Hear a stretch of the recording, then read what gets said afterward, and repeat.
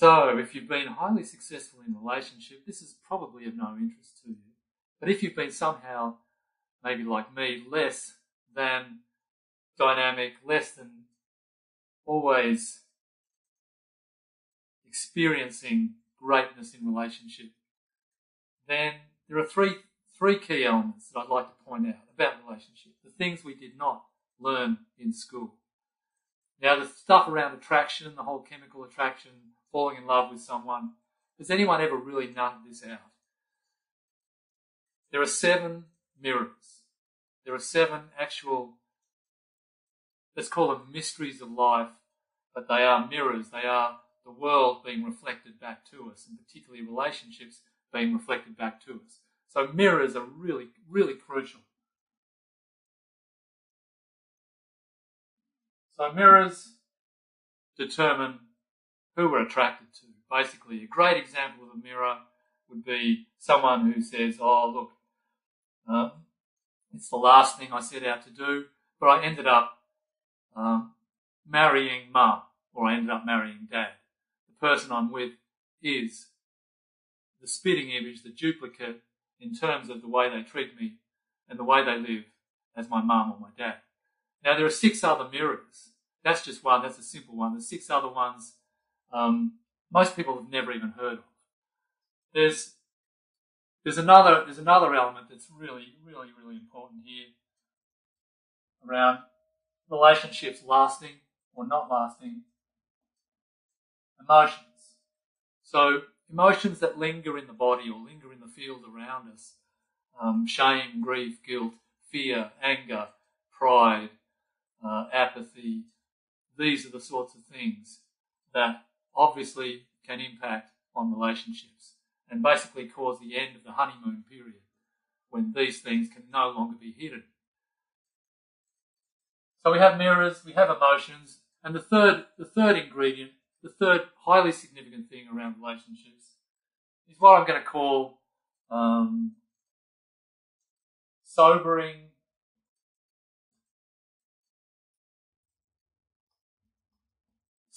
sentences.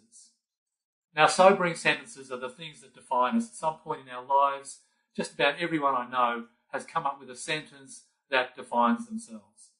And to use me as an example, the sentence that I came to as my lifelong life sentence was pretty much along the lines of, I'm alone, no one cares about me, and I'm not good enough. Now, the impact on my relationships of this sentence, this belief that I have carried with me from a very young age, is pretty much how my life looks, or certainly did look. And in terms of, if I can think of both superiority and inferiority complexes, of not being good enough, of experiencing myself as self-centered, egotistical, uncaring about others. What else? What else is in there?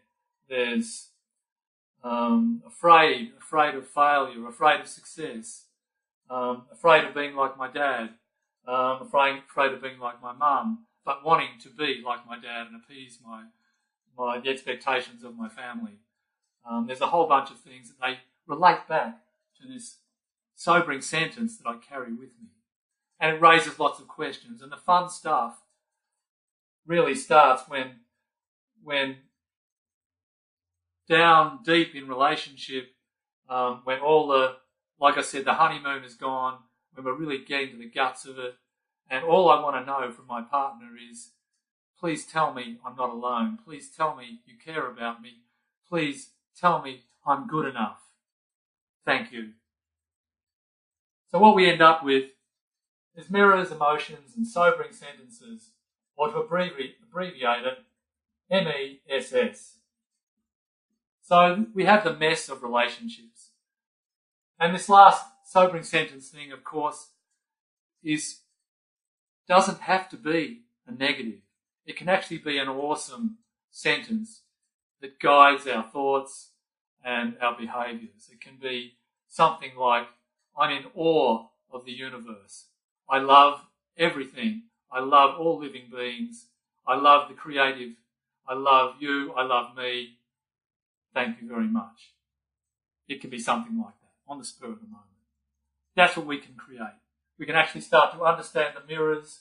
We can get a grip and clear the lingering emotions so that they're all gone. So we can actually connect with better realms of thinking, truer feelings and insights and intuitions, and start to act in the world, have the freedom to actually go out into the world and make change and stand up for all the things that need standing up for in this world. The mess can be transformed, and I look forward to meeting you, and maybe we can have a further discussion around the mess of relationships.